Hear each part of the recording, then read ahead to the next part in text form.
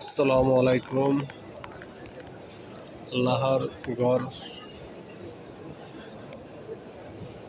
কত না সুন্দর, কত অপূর্ব দৃশ্য, মনোরম পরিবেশ, যেখানে আসলে মন জুড়ে যায়, মন শীতল হয়ে যায়।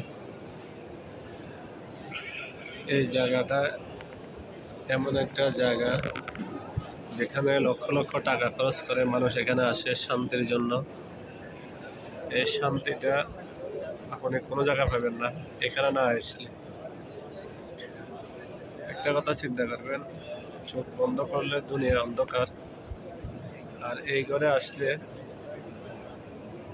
মন পরিষ্কার হয়ে যায়।